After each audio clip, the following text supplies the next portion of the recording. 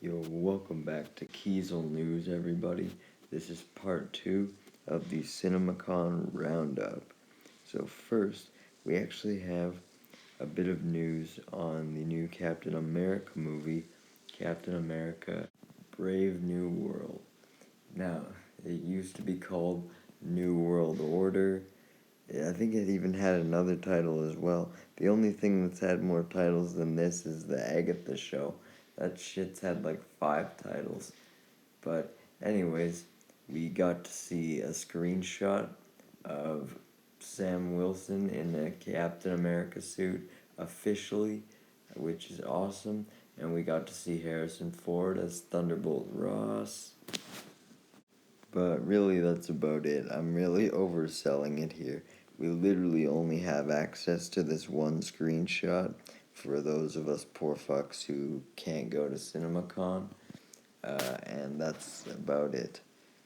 Now, I can't really blame Disney or any of the corporations for not releasing the footage to the public, as that takes away from going to the actual event. It's like people getting mad at not having Star Wars Celebration trailers, but you have to have a reason for them to actually buy the tickets, because some people might not buy the tickets just for the experience alone. They want to see the exclusive trailers.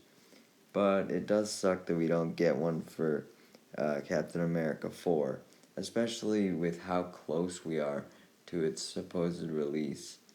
I mean, I guess we're not that close. I keep thinking that it's still coming out this year, but they delayed it. Honestly, the more entertaining gossip about the whole thing is Anthony Mackie finally being able to rub it in Tom Holland's face that he actually has his own movie now. Although Bucky still doesn't, unfortunately, and neither does the Falcon Mantle, and I doubt they're gonna give the new Falcon his own movie. They'll probably give him a show, because, they give every fucking character a show, but Falcon still needs a movie. The only other real interesting Marvel bit of gossip that we got was that Thunderbolts is actually titled Thunderbolts Asterisk. So that clearly implies a name change of some sort or a previous name or something. So maybe they will be called the Dark Avengers, who knows? Or maybe they're just prepping for an inevitable title change as every Marvel project goes through, like I said. Disney did bring news for other films, such as Inside Out 2, and personally, I don't have a huge connection to the original Inside Out, but it sounds like there's going to be sort of a melding of animation styles in a way, with there apparently set to be a 2D animated character and old school video game animated character, so that probably means like 8-bit, like the classic Mario games or something. And I think that's really interesting. It's something that they definitely didn't have to do for this movie, but maybe after seeing how Spider-Verse and everything was performing with how diverse its animation is, I think a lot of studios are going to try mimicking that in various ways. Not that Spider-Verse was even the first one to do multiple animation styles, but it's definitely popularized it. And that's just nothing but good for the industry, if you ask me. In a world where live action could become entirely remakes, maybe we'll at least be saved by animation. Next up, we have news about the Avatar The Last Airbender movie, which also, coincidentally, Avatar just had its remake. But regardless, the new animated movie that's coming out, Dave Bautista is going to voice the villain. And I think that he is perfect for an Avatar villain. And actually, just thinking of him as Drax, they should have casted him in the live action for one of the characters. After seeing the actors they chose for some of the characters for the live action, it just looks like he would fit right in. I don't know how to explain it. He just looks like he has a similar vibe. And next, we have Eric Nam being cast as Adult Aang. Now, I haven't heard of this guy before. He looks familiar, but I don't recognize the name. So, unlike Dave Bautista, we're gonna check out his filmography and see if he can fit the role. Oh, so it appears that I haven't recognized him, as he is a singer and songwriter primarily. I literally looked, and he has a movie coming out next year, I believe, but that's about it. So I guess we can't judge him. This just makes me less inclined to watch the new movie, as maybe it'll be a fucking musical. Because why would they cast him as the main role then? Huh. K-pop stans, please don't come after me. I'm not trying to attack him. I just don't know why he's been cast as the main character. Next up, apparently Rihanna is doing a new Smurfs movie. I remember vaguely hearing about that, but this cast is fucking stacked. I mean, you have Dan Levy, or Levi, who wrote Schitt's Creek, but he was most recently in The Idol. Now that's not looking good, okay? The Idol is the fucking most abysmal piece of television ever. But then we got Sandra Oh.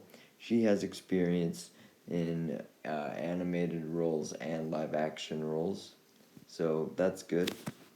We have Billy Lord, Carrie Fisher's daughter. We have Kurt Russell, absolutely legendary actor.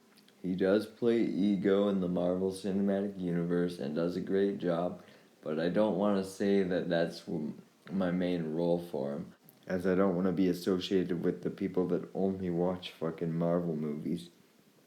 But then we have Nick Offerman, who is obviously only known for 21 and 22 Jump Street. No.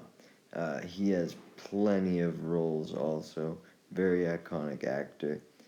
And he also has animated roles playing Metalbeard in the Lego movie.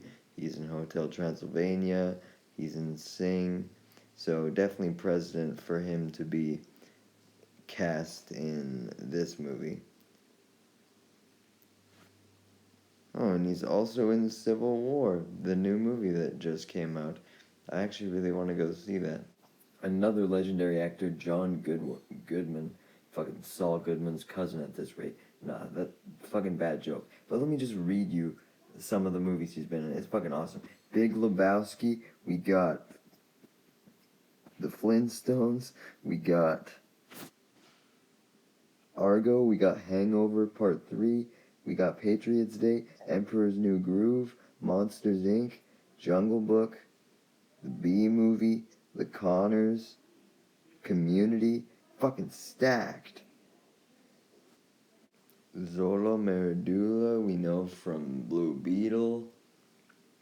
I'm glad he's getting another chance at a breakout movie, because Blue Beetle did not do as well as he was hoping, I'm sure. That's not to say it was a bad movie by any means. It was probably the best thing DC's ever put out in recent years, aside from Joker, judging by public opinion. She's pretty stacked as well. Pause on that. She's in Russian Doll, which was made by the Acolyte creator, or Brainstormer anyway. Peacock's Poker Face, that just came out last year. Orange is the New Black. American Pie. We have Octavia Spencer, who I'm actually surprised by how many of her projects I know. Like, yeah, she was in NYPD, all that type of shit. But she was also in a really good movie from 1996 called A Time to Kill. So, she was in Ma, that horror movie that came out around like 2017. Halloween 2. Snowpiercer. Divergent. Zootopia as well. There's an animated role for her. That's good. Doolittle. Very, very, very good filmography, damn. And then we have Hannah Waddingham, which seems like she was primarily in Game of Thrones. She's gonna be in The Fall Guy. Ooh. And she's been in Ted Lasso. But all of these wonderful actors pale in comparison. Pale in comparison, absolutely, to our breakout star, James Corden, known for the late fucking show, the best show of all time. This movie is an automatic 100 out of 100 with James Corden in it. All in all, though, I am actually excited for a new Smurfs movie.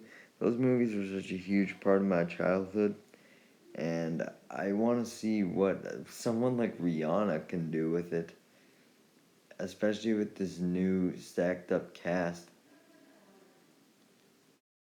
Now, I don't go to theaters often as I go for event movies, but this is a movie that I'm definitely considering seeing, Transformers 1. It's an animated Transformers movie, but it's going to explore the relationship between Optimus and Megatron before the war on Cybertron, which is very interesting. Discussing Film also says that it'll be set before they learn how to transform. So I am scared for the backlash that Transformers fans might give this movie for that, as I know that in War for Cybertron, the really good mature Transformers show that released on Netflix a couple of years ago. Like, I'm not even that big a Transformers fan. That shit was deadly. It was an awesome show. Hardcore Transformers fans were hating on it for not having the original voice cast and for not barely having any transformations. Which, I mean, who cares about having transformations? There was still action, and the characters were well written. The voice actors are another issue that I don't personally agree with, but I can understand. Which also unfortunately relates to this movie, as the cast is entirely celebrity cast. I know there's fucking Chris Hemsworth as Optimus. Our RC is Scarlett Johansson. So I don't think that'll go over well either, but apparently Chris Hemsworth met with Peter Cullen to perfect the voice, so hopefully it sounds okay. I have faith that it'll at least do better than Rise of the Beasts, hopefully. Otherwise, Transformers might be fucked on the big screen. Although they did officially confirm a G.I. Joe crossover movie, big so news it's not to come out of Cinemacon, and honestly, maybe even my most anticipated, is we are getting a Last Ronin TMNT movie. This is what's gonna save the franchise. Mutant Mayhem put it on a good course. This will save the franchise, man. The fact that it's R-rated means it can go all the way out, not have to appeal to kids, and be what I always wanted the episode of TMNT 2003, the same as it never was, to really be. It can really shine now. Obviously, I know the episode and the Last Ronin aren't related at all, but when I think of Dark TMNT, that episode from 2003 is what I really think of. So just being able to see something remotely close to that on the big screen, it will be fucking awesome. We unfortunately don't have any more info, but I'll definitely keep you guys updated on this. But now we have one last announcement, obviously the best one. Marvel is officially canceling the MCU and all their movies. They realized that it's all mid, and instead they're focusing on comics once again, with the best possible titles such as What If Donald Duck Became Wolverine, featuring Mickey Hulk. Whoa. Honestly, all the anti-woke and anti-Disney people will probably still eat this up, as opposed to just a black person or a woman on the screen, which is what's ironic, as this is the most ridiculous thing I've ever seen. But honestly, hey, Marvel's focusing on comics again. Nice.